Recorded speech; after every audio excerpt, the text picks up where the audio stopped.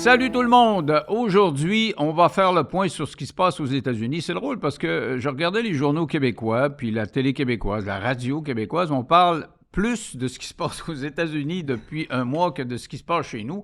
On va faire la même chose pour essayer de comprendre davantage, essayer d'extirper ce qui est intéressant puis ce qui est important de ces débats-là, qui sont maintenant québécois, parce que ce qui va se passer aux États-Unis, ça va avoir un effet sur la planète entière. C'est sûr que si Donald Trump est élu, ses positions quant à l'OTAN, quant à la guerre en Ukraine, quant à l'inflation, etc., sont diamétralement opposées à ce qui est proposé par les démocrates de Kamala Harris. On parle de ça avec deux invités de marque que je suis content de retrouver ensemble parce que je les ai eus souvent pendant des années avec moi. Gilles Proulx et Frédéric Bérard. Salut à vous deux. Salut. Bonjour, on est très content d'être entre les deux larrons. Et nous sommes en foire. Oui, ça s'en vient. Alors, dis-moi, Gilles, tu suis ça pas mal aux États-Unis. Tout le monde au Québec est absorbé par ça. Comment t'expliques ça? Comment ça fait qu'on est si intéressé que ça? Ça prouve qu'ils ne s'intéressent pas à la nouvelle locale parce qu'elle n'a pas de flamèche. Oui, c'est vrai que c'est tranquille. Elle n'a pas de révélation, elle n'a pas de nouveauté. Alors, on regarde de ce côté-là. Et puis, M. Trump, j'ai quasiment envie de dire que je souhaite qu'il soit élu. Ah ouais? Je ne dis pas que je suis un adepte de Trump. Au contraire, il a fait des preuves de son ignorance en matière de culture étrangère, de géographie. Mais on aurait au moins la consolation, au lendemain des déclarations de Trump, d'avoir de quoi commérer au restaurant ou à la taverne. Alors, rien que ça, c'est déjà un plus. C'est vrai que les gens aiment l'haïr, on dirait. Là. Mais aux États-Unis, il y a la moitié de la population qui aime l'aimer, par exemple. Il y a des gens qui l'aiment. Je ne dirais pas la moitié, parce que dans ses supporters, il y en a beaucoup qui ne l'aiment pas non plus. Là, mais ils vont voter pour lui quand même. Ils ne l'aiment pas, mais on va voter pour lui parce qu'il est fort. J'étais en Floride en février, justement. Je demandais, ici, c'est une région républicaine. Oui, mais on ne l'aime pas, mais on va avoir un homme fort.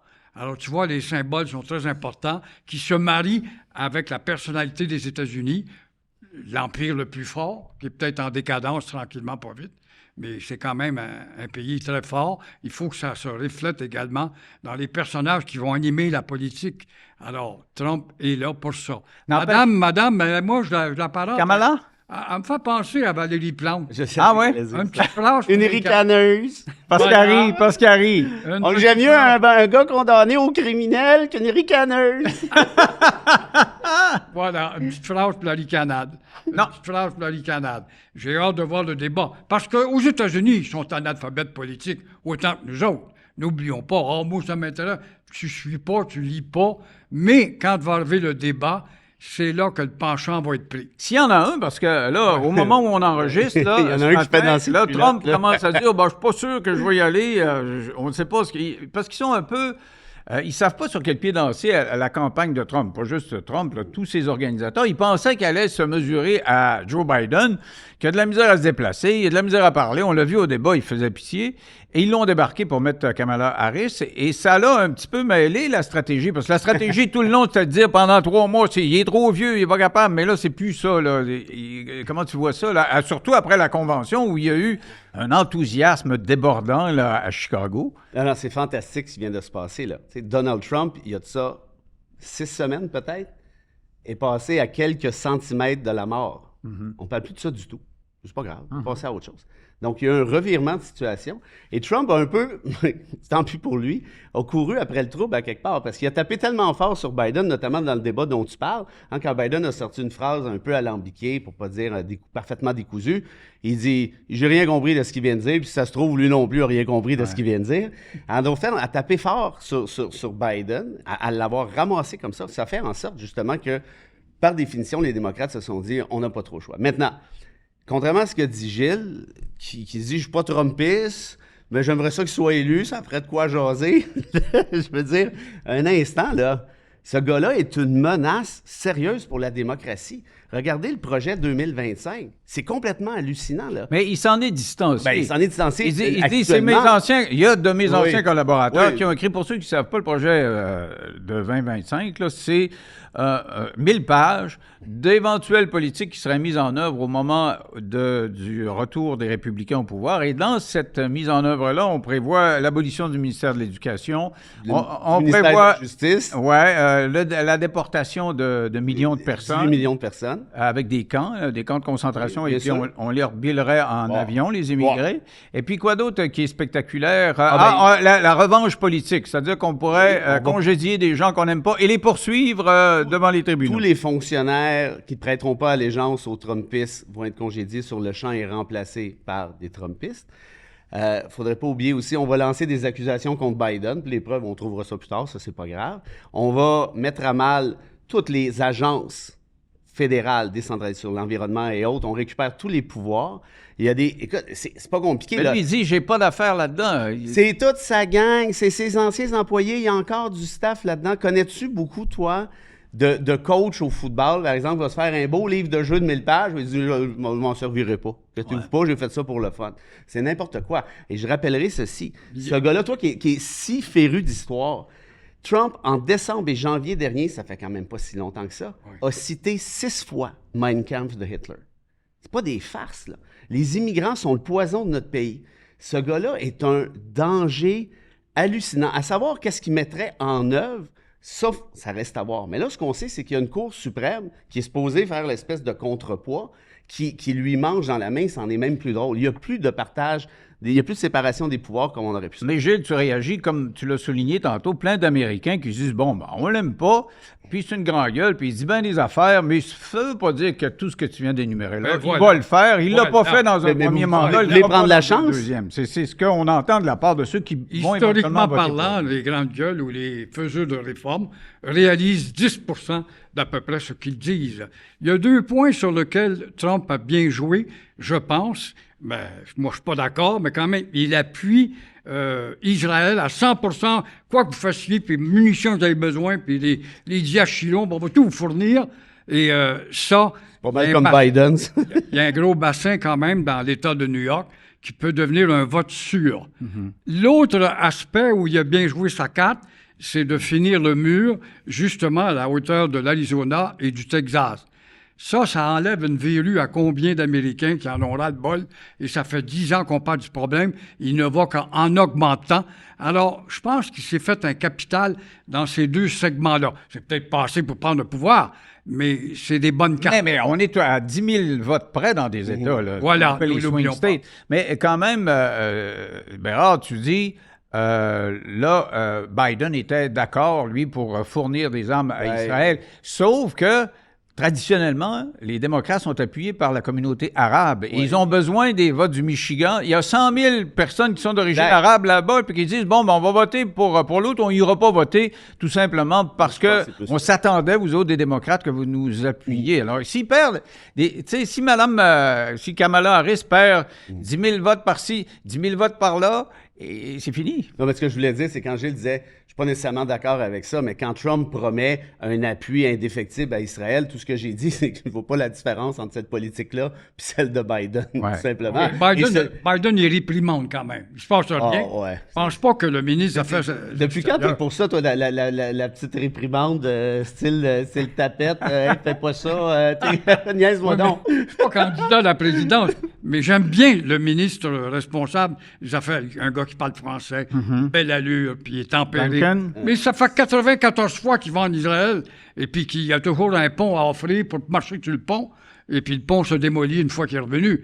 Alors, ça démontre une velléité ou une politique de piétinement chez les démocrates qui vont finir par leur nuire. Il y a quelque chose qu'au Québec, on néglige quand on regarde la politique américaine, c'est le portefeuille, parce que c'est pas notre portefeuille. Quand c'est nos élections à nous autres, puis Québec solidaire dit on va taxer 60 Tu t'en souviens de celle-là, hein? Moi, je m'en souviens, solide. On n'est pas des socialistes! Non, ben oui, mais... Ouais, puis il avait Non, ben toi, tu me l'as dit, celle-là, on n'est pas des socialistes! mais j'avais fait dire à Gabriel aussi, là, C'est vrai? il n'avait pas nié qu'éventuellement augmenter les impôts, c'est intéressant, mais ils ont déposé quand même, un peu en catimini, parce qu'on parle pratiquement pas de ça, leur politique économique. Et les 400 000 $ et plus aux États-Unis vont y goûter. Ils vont être taxés. Là. Puis les compagnies qui sont... Il y a plein de compagnies. Warren Buffett, il dit, moi, je paye pas de maudite somme d'impôts, puis ma secrétaire qui gagne 35 000 par année en paye plus que moi. Ça n'a pas de bon sens. Alors là, ils veulent rétablir ça en augmentant les impôts des compagnies de 21 à 28 % et les impôts des particuliers de 400 000 et plus. mettons que tu gagnes 550 000, parce qu'aux États-Unis, les salaires sont plus hauts qu'ici. Mettons que tu gagnes 550 000, puis tu l'aimes pas, Trump. Puis tu trouves qu'il est imbuvable, puis tu trouves qu'il a agressé des femmes, puis tout ce que tu disais T'as tantôt. pas besoin de le trouver, c'est un fait, là. Non, bon, mais c'est ça, là. Ça t'empêche d'aller voter pour lui, mais tu penses à ton compte d'impôt qui monterait de 35-40 000 piastres. Tu vas aller voter pour Tu lui. veux savoir pourquoi ça va mal en démocratie? Tu viens de le dire. Ben oui, mais c'est ça, mais les gens votent avec leur portefeuille Ben oui, aussi. mais c'est ça, je t'ai dit. C'est Ça le fait en pire des sorte- systèmes, mais on n'en connaît pas d'autres. Ben, Non, mais oui, mais il y a quand même une nouvelle, bon, peut-être pas nécessairement une nouvelle dynamique, mais quand on parle de réchauffement climatique et autres, ben, on fait comme si ça n'existait pas parce qu'il n'y a pas un politicien qui a le courage de dire ce que ça prendrait au final. C'est pas des farces. il y Là. en a un qui avait le courage, tu sais, en dépit du côté un peu absurde de certaines de ses positions, en dépit du fait qu'il y a eu un verre dans le cerveau, en dépit du fait qu'il s'est promené avec un ours qui a pilé dans Central Park, Robert F. Kennedy, c'est un environnementaliste là, solide, Oui. dur, Oui. pur. Oui, il est venu beurrer Robert Bourassa à l'époque de la baie James II, ne l'oublions pas. Et là, il a joint la force des républicains qui ont passé des lois c'est-à-dire pro-pétrole, pro-charbon, tout ce qu'il y avait comme contrôle, ils ont enlevé. Puis lui est allé se coller sur Trump. Est-ce que c'est une bonne nouvelle ou pas? Parce que certains qui disent, Trump, il va oublier de donner quelques petites miettes à l'écologie, alors que d'autres qui disent, le gars, il veut tellement faire une vie politique active et importante qu'il s'est renié lui-même, c'est un traître, on ne veut plus rien savoir. Mais faut tu mettre aussi, faut oublier le contexte. Là. Kennedy est tombé dans la sauce au sens stratosphérique du terme avec la pandémie. Là. C'est un anti-vax, un complotiste, l'État profond, la pizzeria, complète à Washington. Il est pété du siphon, ce gars-là. Non, Solidement. Là. mais c'est ça, je te dis, en dépit du fait Oui. qu'il y a des positions, mais sur le fond de la question de l'environnement, c'est le plus vert de la gang. Là. Ben, ça l'était. Ça Parce l'était. que si tu vas joindre Trump, ça prend pas la tête à Papineau pour savoir que ton agenda va être tough à passer. Deux, si c'est un bon coup pour Trump, parce que c'était ta question initialement, si je ne me trompe pas, évidemment que oui, parce que là, rendu là, c'est tellement serré que tu vas additionner. Kennedy, c'est quoi? C'est 5 à peu près. Il y en a une moitié qui le suivrait, l'autre moitié, pas nécessairement Il y a ça. plein de gens qui n'auraient pas voté. Bon, là-dedans. faut pas oublier ça, effectivement, tu as raison. Puis l'autre affaire que je dirais, puis ça a déjà commencé à tourner, qu'est-ce que font les républicains? Puis même ici, nos animateurs, Dominique Moret et autres, ils disent, regardez, même un démocrate aussi prestigieux qu'un Kennedy appuie Trump, quitte le camp des démocrates, regardez ce que ça veut dire. C'est un symbole fort, là, quand même, Kennedy aux États-Unis. Ah oui, s'il s'appelait Joe Blow, personne Ben non, n'en évidemment, ferait des on n'en cas. parlerait pas. Donc, tout ça pour dire que oui. Maintenant, est-ce que Trump va lui donner un anane? Écoute, il peut peut-être, mais ça va être quoi? Je veux dire, on va faire un pacte pour les kangourous dans le Montana, tu sais, bon, puis t'es content avec ça, oui, merci, bonsoir. Tu sais, clairement, Kennedy est prêt à vendre, il l'a vendu, en fait, son arme au diable. Il est plus environnementaliste depuis longtemps, ça fait plusieurs années qu'on n'entend pas parler de ça, ou à peu près, mais on parle de la sauce, par exemple, à fond la caisse. Donc, bref, est-ce que c'est un bon coup? Oui. Maintenant, la question qui se pose, à mon avis, c'est est-ce qu'il pourrait remplacer J.D. Vance comme policier? Ça c'est drôlement... Oui, il y a des gens, il y a une rumeur dans ça. Puis- Parce que J.D. Vance, ça, c'est celui qui a été choisi par Trump. Ouais. C'est un arriviste, un gars qui a une bonne formation. Il a été même à l'objet Yale. d'un film. Il avait écrit un livre, là, puis on voit comment quelqu'un qui est parti des classes sociales inférieures a pu monter. Puis les classes sociales, c'est plus important là-bas qu'ici. Ben oui. C'est pas la même réalité. Mais Et sauf qu'il est décevant depuis le début. Il dit un tas de niaiseries. Et même Trump essaie de le corriger, puis il y a de la misère. Oui, mais vous savez, l'environnement est devenu un catéchisme en politique. Mitterrand l'a su très bien, lui qui a été élu comme socialiste. Et quand arrive la force du mouvement environnementaliste, qu'est-ce qui arrive? C'est sa femme qui commence à cultiver l'importance de l'écologie. Et là, il passe de la gauche modérée vers l'écologie. Il se fait élire là-dessus parce qu'il sait qu'il va rallier les gens de la gauche vers l'environnement, ça va de pair. C'est la même chose. Pensez-vous que le petit, j'oublie son nom, notre environnementaliste, ministre responsable de l'écologie, Guilbeault. Au fédéral? voilà, qui a fait tellement de bruit dans les médias, en étant accaparé par Trudeau pour lui donner un uniforme, a réussi à réaliser 1% de ce qu'il souhaitait En dehors de la politique, là, quand il était sur la place publique? Mais Absolument pas. C'est vraiment, je trouve que c'est une bonne analogie que vient de faire Gilles, parce que à la question que tu posais, quand tu es prêt à vendre ton âme, après ça, tu sais que tu n'auras rien. Guilbeault, là, écoute, c'est une blague. Le Canada est le pays du G7 qui a reculé le plus en matière environnementale depuis les dernières années. Tous les projets qui ont été autorisés, par exemple, à Terre-Neuve et autres, là, c'est Guilbeault, là. OK. Là, on va reparler du Canada dans un prochain podcast, mais je veux qu'on se concentre sur les États-Unis, parce que là, les derniers sondages, à cause de la dernière convention qui a eu lieu la semaine dernière des démocrates, et c'est toujours le cas. Je me souviens de Mme Clinton qui avait 4-5 points d'avance au niveau national. Là, c'est Mme Harris qui devance Trump au niveau national, mais dans ce qu'on appelle les swing states, là, les États. Parce que leur système, c'est un peu. C'est pas comme la France, où la France, tu sais, à 8 heures pile. Oui. Tu sais, 8 heures, soirée électorale. Nous déclarons que Emmanuel Macron sera élu. Ils savent parce que chaque vote s'équivaut. Que tu aies voté dans le sud, dans le nord, n'importe quoi. Tandis que si là. les votes rentrent en même temps, contrairement aux États-Unis. Non, mais il y a plus que ça. Il y a que le fait que ce sont des. Tu sais, ton vote, chaque État, oui. ça compte pas. Les grands électeurs. Je veux dire, tu n'as même pas besoin d'aller faire campagne en Californie. Tu sais que c'est les démocrates qui vont gagner. Tu sais qu'à New York, c'est les démocrates qui vont gagner. Là, il faut que tu ailles plus au Michigan, il faut que tu ailles en Pennsylvanie, là où les grands électeurs, si tu veux les avoir, ça te prend 50 plus un. Et l'autre a 0. Il est décapocheté s'il ne l'a pas. Alors. Et là, ils sont tous dans les États qui sont des swing states, les États qui sont contestés, si on veut.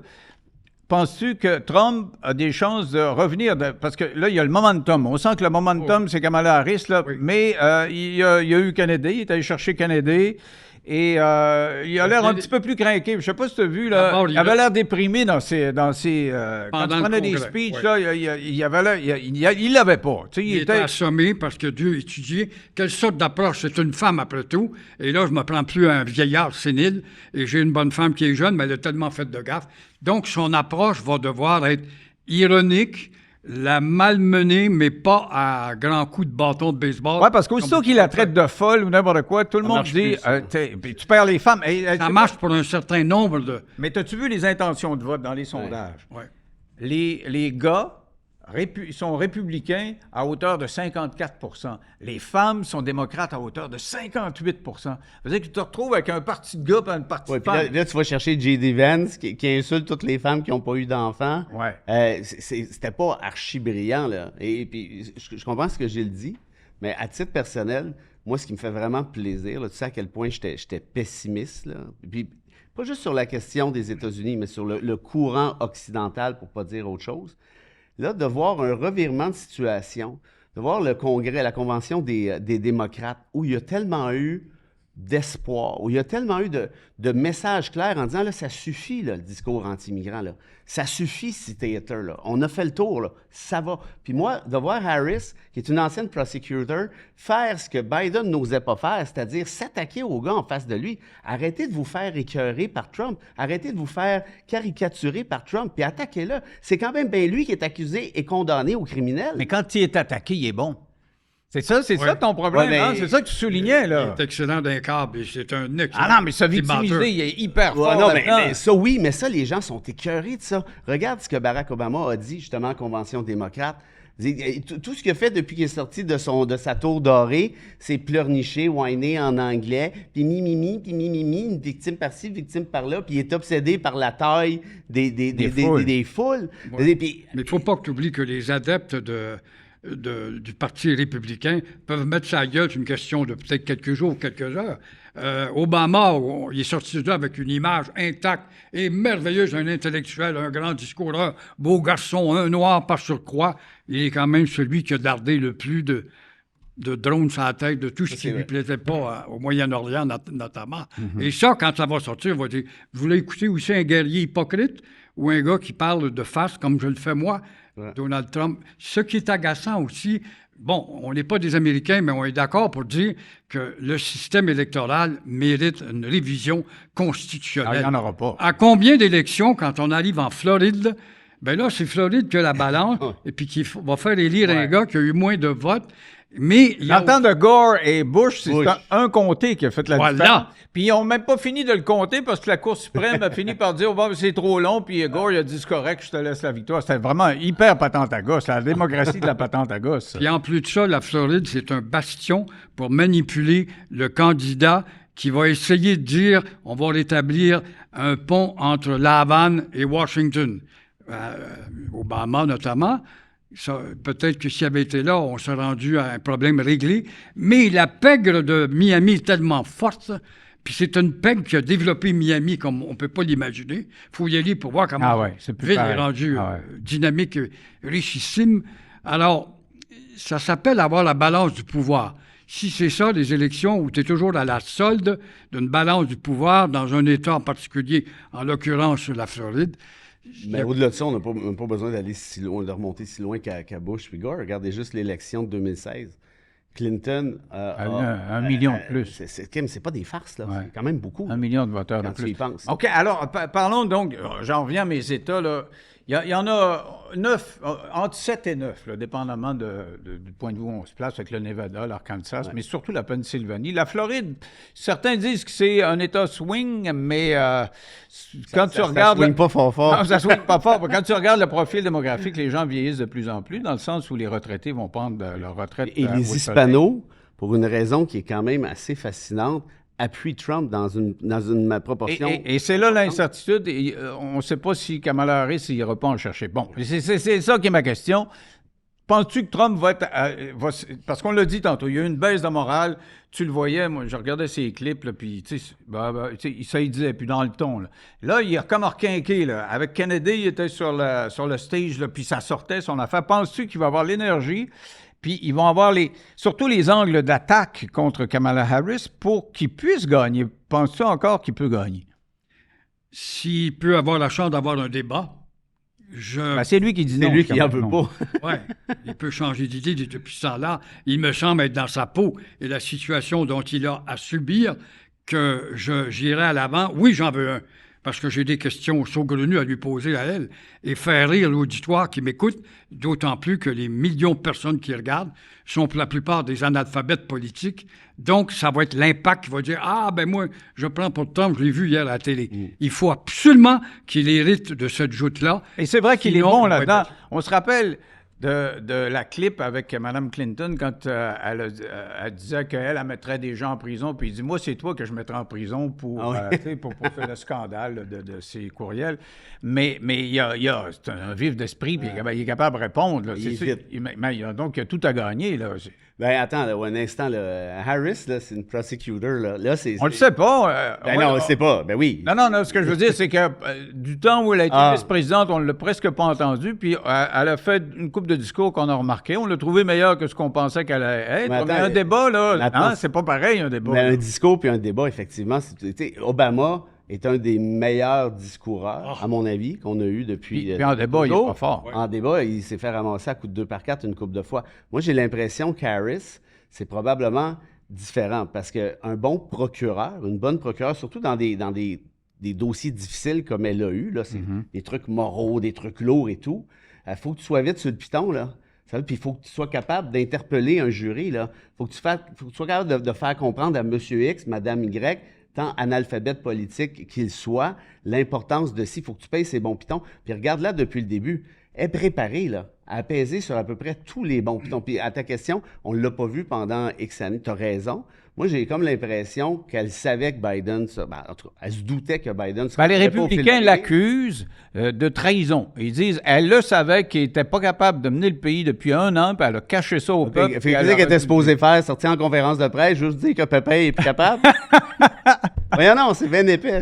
Breaking news! Pepper is not able anymore! pas que je veux sa job, mais je vous le dis, Biden est pas à ses dates. Je l'ai vu dans le bureau l'autre fois, il cognait des... Voyons non, c'est bien stupide. Et puis les républicains sont d'une hypocrisie spectaculaire. C'est le premier qui disaient Biden, il est plus capable de gérer le pays, regardez ce que ça a l'air, il est plus là. Puis il faisait de la pub où là, justement Pépin s'enfargeait dans ses mots, s'enfargeait au sens figuré aussi. Et puis là, tout à coup, ben là, c'est un coup d'État. C'est où ça, un coup d'État? Allez dire, à la convention, tout est passé nickel, là, ça va. Là, elle n'est pas présidente. C'est parce qu'ils sont mal pris. Trump, il dit, j'ai investi 100 millions en pub ça... contre Biden, ben oui, mais ça je te disais tout à l'heure, c'est de sa faute. Il a tapé tellement fort sur Pepper que Pepper a cassé. Non, moi, je pense que Pepper, intrinsèquement, il aurait implosé pareil. Puis je l'avais écouté avant le débat, 2 semaines avant, avec Howard Stern. Puis c'est juste la radio, puis c'est dans mon auto. Je comprenais pas ce qu'il disait. Non, mais... Il va expirer. Je disais à ma blonde en revenant, non, je sais, mais... pas à campagne, non, je te dis pas que Biden est parti du seul fait de Trump. Ce que je te dis, c'est que Trump avait... C'est pas que je les trouve hypocrites, parce que son message, Biden est incapable de gouverner les États-Unis. C'est une catastrophe. Je savais pas que c'était 100 millions de pubs, mais tant mieux si on dépensait ça dans ces niaiseries-là. Puis ça s'est retourné. Tu sais, en anglais, on dit be careful what you wish for. Là. Ben, c'est un petit peu ça qui est arrivé. Vous voulez que Biden s'en va, ben c'est ça qui est arrivé. Au-delà du 100 millions, c'est que c'est maintenant lui le plus vieux. Oh, ben, c'est le plus vieux candidat de l'histoire des États-Unis à la présidentielle. Donc, ça tourne contre lui. Puis, si tu regardes un peu ce que publie... Ben, moi, je regarde les deux partis. C'est pour ça que je te dis que c'est la position de Trump. Mais les démocrates, eux autres, ils soulignent les hésitations de Trump. Tu sais, Trump aussi, des fois, il monte sa scène, puis il s'en va, puis il se trompe. Tu sais, on fait tout ça. Tu sais, si tu es live en ondes pendant 10 heures, c'est sûr, tu vas commettre des patentes à gars, c'est sûr. Et donc, là, ils se font plaisir. Ils se disent, c'est lui qui est vieux. Donc, ils prennent... moi, ce que je trouve... je trouve ça habile du côté des démocrates sur 2 points. Ils disent, vous disiez que Biden était trop vieux, maintenant, c'est lui le vieux. Regardez-le aller, là, il est vieux, puis il n'y a pas de jus. Et l'autre principe, c'est freedom, la liberté. Les républicains ont toujours parlé de liberté. Puis pendant toute la convention, ils ont parlé, les démocrates, de liberté, mais liberté contre les intrusions des républicains, entre autres, interdire des livres à l'école pour des jeunes ou brimer nos libertés. C'est les républicains qui font ça. Nous autres, on ne brimera pas vos libertés. L'avortement, maintenant, c'est les républicains qui sont pour l'avortement. C'est brimer votre liberté. Ils ont viré le concept de liberté à l'envers. C'est ça que je voulais dire tout à l'heure quand je te disais qu'ils n'attaquaient pas Trump. Eh bien, pas juste Trump lui-même, mais le Trumpiste de manière générale. Là, il commence à le faire, puis les gens se réveillent. Ils disent, ben oui, ça va. Mais je veux dire, c'était quand même assez évident, là, que le Parti pro-liberté, c'était quand même pas les républicains, à part la liberté d'avoir des guns pour des tueries de masse, puis de pouvoir ne pas payer tes impôts, puis de pouvoir agresser le monde sexuellement, puis de pouvoir avoir le culot de demander à la Cour suprême une immunité pour commettre des crimes pendant que tu es en fonction. Et qui lui a donné. Ben voilà, ce que je te disais tout à l'heure, il n'y a plus de séparation des pouvoirs. C'est d'un spectaculaire, là, fantastique. Là. On n'a jamais vu quelque chose comme ça. Alors, réalisez-vous, s'il faut qu'il perde, il va peut-être perdre, le Parti républicain va être amoché pour une génération. Et est-ce que tu penses que le transfert des pouvoirs se ferait normalement? Il n'a pas accepté le résultat la dernière fois. Est-ce qu'il accepterait le résultat? S'il est perdant, il va aller devant la Maison-Blanche à la soirée de la sermentation. Non, mais c'est une belle question. Non, mais est-ce que Denis, le sous-entendu, tu me diras, mais c'est une guerre civile potentielle? Oui, c'est ça. Je veux dire, vas-tu craquer son monde pour dire, hey, ça n'a pas d'allure, retourner au Capitole? Il a déjà commencé à dire, ils sont en train de tricher, son père, ça va être, regardez, là. Il a dit ça tout le temps, Non, je comprends.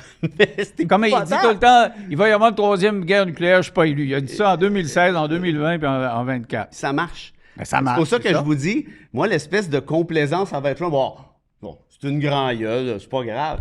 C'est parce que ça cause des dommages. Puis pour répondre à ta question sur qu'est-ce qui va arriver avec le Parti républicain s'il perdait, pas oublier une affaire. Tu as quand même, malgré tout ce qu'on vient de dire, plus de 40% des Américains qui sont prêts à l'appuyer. Ces gens-là, demain matin, là, surtout s'ils avalent ils boivent le Kool-Aid à l'effet qu'il s'est fait voler l'élection pour une 2e fois, ils vont pas faire « OK, on va devenir démocrate, c'est pas grave ». Le schisme est épouvantable. Et la plupart des politologues sérieux aux États-Unis te disent ceci, les États-Unis sont à un poil d'une guerre civile. De l'implosion, en tout cas. L'implosion systématique. Définitivement 2 pays. Et il y a 40 millions de personnes quand même là-dedans. Il y a peut-être 3-4 millions de fous. Mais c'est bizarre. Autant il a un discours violent pour choquer l'Américain moyen, c'est un démocrate qui l'a attaqué pour lui tirer une balle dans l'oreille. Ouais. On ne sait pas si c'est un démocrate. Il avait acheté une carte du Parti républicain. Moi, je pense que c'est un petit zoin-zoin, mais bon. Mais revenons à ce qu'on disait tantôt. Est-ce qu'il a des chances de gagner? Parce qu'on a dit une baisse de morale, puis là, il est recrinqué. Là. S'il y a un débat, je parierais chez lui. Oui. Il n'est pas mort, en tout cas. Moi surtout, pendant la Convention républicaine, sais, le fun, la joie, tout le monde, il fait... Puis Tim Walz, le candidat vice-président. Ça là. fait penser à Jack Layton. Ouais, un peu, ouais, c'est ça. Mais tu sais, on a ramené la joie, mais la politique, c'est pas la joie. On est content, là, quand on ne gagne pas, là, mais... C'est pas juste ça. Mais c'est parce que le contraste est tellement fort avec Trump qui mise toujours sur le ressentiment, la haine, la victimisation. Les oubliés. Mais c'est d'une violence, le discours de Trump. Écoute, 6 fois Mein Kampf. Je ne sais pas combien... Je réalise... Mais ça porte. Il y a des gens, il y a Mais des c'est oreilles qui écoutent et hallucinant. qui trouvent ça bon. C'est hallucinant. Et c'est pour ça que je te dis qu'à l'inverse, t'arrives, oui, ça fait un peu hop la boum, puis je suis d'accord avec toi. Puis les démocrates sont hypocrites aussi parce que oui, Obama, c'est lui qui a garoché le plus de drones. Ça, on le sait. Mais reste que juste, je te parle pas du fond, juste la forme. D'avoir une convention, d'avoir un discours, d'avoir un message qui est, écoute, puis Obama, c'était ça sa force, pour pas dire sa plus grande force. On va faire ça ensemble. On va arrêter de s'engueuler pour des niaiseries. Ça va chercher. Regarde, juste les intentions de vote. Il est allé chercher Harris, quoi, dépendamment des États, évidemment, 4, 5, 6, 7. Regarde, elle a le record de donations obtenues par... C'est quelque chose. C'est parce qu'il y là. avait beaucoup de... Ils appellent il y a ça de là-bas l'émotion là-dedans, là. Ils appellent ça les double haters, c'est-à-dire des gens qui voulaient voter ni pour Biden, Ouais. ni pour Trump. Ils étaient nombreux. Ouais. Puis là, ben maintenant, le choix Non, mais est ce que je veux inversé. dire, c'est clairement le changement de discours. Je répète, je ne parle pas du fond. Le fond, c'est ce que tu as dit sur la liberté et tout. Mais juste sur le discours, ça donne le goût, pas mal davantage de s'intéresser à la politique, sachant que ça ne sera pas toujours une affaire de claque sa gueule puis d'un milliardaire qui est parti avec des documents puis qui braille sa vie à la journée longue parce qu'il fait juste ça. Il braille sa vie tout le temps. Par ailleurs, les Américains du milieu du pays, les 40 millions, ils doivent se dire on ne veut pas avoir les démocrates parce qu'on sait tout ce qu'ils ont dit a déjà été mis en usage, ça n'a pas fonctionné. On a un homme qui promet du nouveau et c'est ce qu'on souhaite parce que nous, on est pauvres, on est oubliés, on n'a jamais eu de voix à Washington et voilà qu'on a une occasion pour mettre la hache dans ce que nous détestons. C'est vrai qu'il y a plein de gens qui raisonnent comme ça, mais ce qui est antinomique un peu là-dedans, dans la réalité américaine, cette élection-ci, c'est qu'elle représente l'administration qui était en place, donc tu peux lui reprocher ce qui s'est passé, mais lui, il était là 4 ans avant. Ouais. Même il y a 3 ans et demi, il était encore là, donc il est un peu porteur du même bilan. Tu sais, je veux dire, ils sont tous les deux pas mal responsables de ce qui se Je peux passe. ajouter quelque chose là-dessus. Je pense que c'est important parce que je pense que ton analyse est bonne. Les démocrates ont abandonné l'électeur moyen, blanc, monsieur ordinaire, notamment ceux qui travaillaient dans des trucs de fabrique automobile et autres. Et là, on entend beaucoup parler du wokisme. Fait que ce monsieur-là, là, de 48 ans, qui a perdu ça, il s'identifie pas une seconde à cette espèce de wokisme-là. Lui qui était démocrate il y a de ça 10 ans, 15 ans. Mais là, regarde justement le changement de paradigme, pas de paradigme, mais de message que fait Harris puis Walz. On parle plus des affaires de transgenre. Non, puis au contraire, Walz dit « Hey, j'ai des guns chez nous, je répare mon char, j'ai gagné des concours de tir, coach de football. » Et ils vont, à mon avis, être capables d'aller rechercher, du moins en partie, cet électeur-là qu'ils ont perdu. Messieurs, ça a été un grand plaisir de vous revoir sur ce modeste plateau. On va se revoir éventuellement, puis on parlera de ce qui se passe au Canada la prochaine fois. Merci, mon Gilles. Au plaisir, mon Denis. Bye-bye.